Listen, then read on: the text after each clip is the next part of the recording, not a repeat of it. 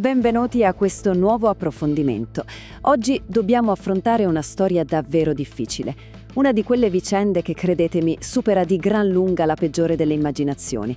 Parliamo di clima estremo, di infrastrutture che collassano, ma soprattutto parliamo di un dramma umano devastante avvenuto a Quartus Sant'Elena, in Sardegna. È una storia che stringe il cuore e cercheremo di analizzarla con tutto il rispetto che merita chi l'ha vissuta sulla propria pelle. Immaginate la scena, anche se fa venire i brividi. Siete intrappolati in casa, al buio totale, con un caldo assolutamente asfissiante. Questa è stata la cruda realtà per Antonella Angioni, residente in via Secca Sarridelli, a Quartu, un vero e proprio incubo a occhi aperti. E sapete qual è il dettaglio più agghiacciante? Antonella non era sola in quella casa rovente. Con lei c'era la salma di suo marito, appena deceduto, posata all'interno di una bara ancora aperta, in attesa della cremazione, senza alcuna protezione e senza la minima possibilità di rinfrescare l'ambiente a causa di un lunghissimo blackout. È assurdo che adesso, oltre che piangere la sua morte, io debba combattere con questa questione della luce. Ecco, fermiamoci un attimo su queste parole di Antonella. Sentite tutto il peso emotivo. Dopo 52 anni di matrimonio, insomma una vita intera passata insieme, gli è stato negato persino il diritto più basilare, quello di vivere il proprio lutto in pace. Invece di potersi raccogliere nel dolore, si è ritrovata catapultata in una battaglia logistica e disumana contro un'emergenza elettrica. Zero conforto, zero dignità nel momento più devastante della sua esistenza. Ma come si arriva a una situazione così estrema? Mettiamo in fila i fatti. Tutto precipita giovedì, quando la corrente elettrica improvvisamente salta in tutta la zona. Poi, il venerdì, si consuma il dramma personale. Franco Cara ha 84 anni e dopo una lunga malattia si spegne. E nei giorni immediatamente successivi, il disastro. Un'ondata di calore implacabile si scontra con l'assenza totale di energia, una combinazione a dir poco letale che ha trasformato un momento di lutto delicatissimo in un'emergenza sanitaria vera e propria. E chi era l'uomo al centro di questa triste vicenda? Perché, vedete, è fondamentale non dimenticare mai il volto umano dietro a questi crudi fatti di cronaca. Franco Cara non era solo un nome su un articolo, era un uomo stimatissimo nella sua comunità. Per anni aveva gestito un negozio di alimentari proprio lì, nel quartiere di Secca Sarridelli. Ed era pure uno dei fondatori del movimento cittadini per Flumini, un uomo che si era speso tanto per il suo territorio, il che rende questo epilogo, se possibile, ancora più amaro e ingiusto per chi lo conosceva bene.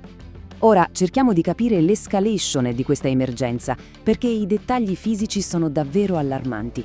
Pensateci, una bara aperta, esposta a temperature domestiche elevatissime. Il rischio immediato e raccapricciante era che la cassa potesse letteralmente esplodere a causa del calore, per non parlare degli odori insopportabili in un ambiente chiuso. A quel punto qualcuno nel vicinato ha prestato un generatore di corrente alla famiglia. Un bel gesto, certo, ma si è rivelato un disastro. Questo macchinario faceva un rumore infernale, disturbando tutti, e soprattutto buttava fuori continuamente aria calda. Invece di rinfrescare, stava trasformando la casa in un vero e proprio forno.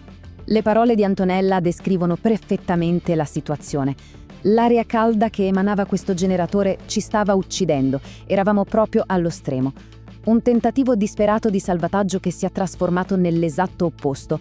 Quella che doveva essere una soluzione temporanea ha reso l'ambiente letteralmente invivibile.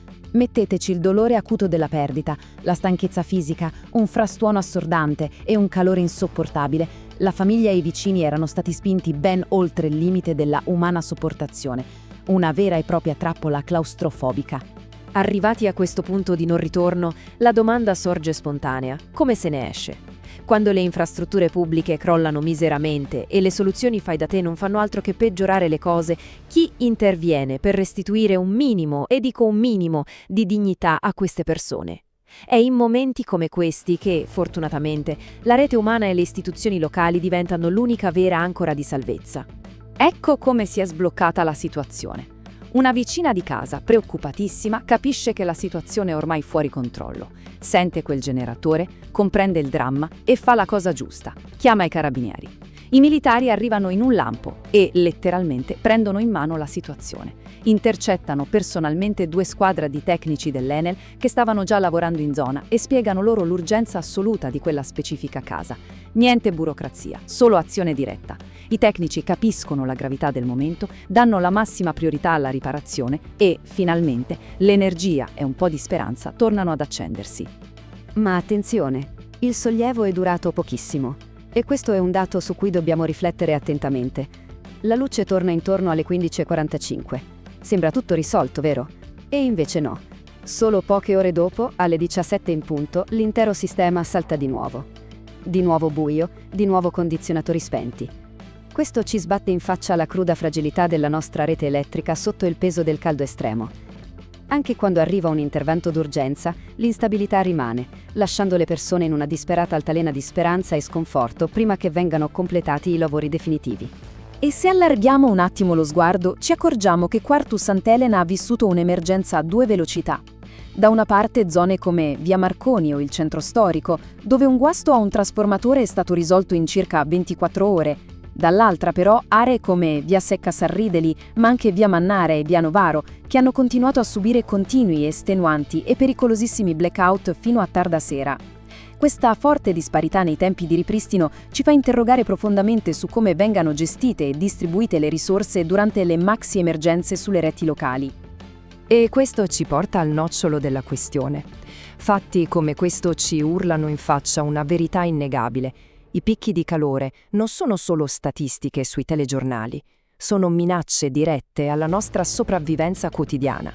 E quando il sistema collassa, a pagare il conto più salato sono sempre più vulnerabili, proprio come chi nel bel mezzo di un lutto si è ritrovato senza difese.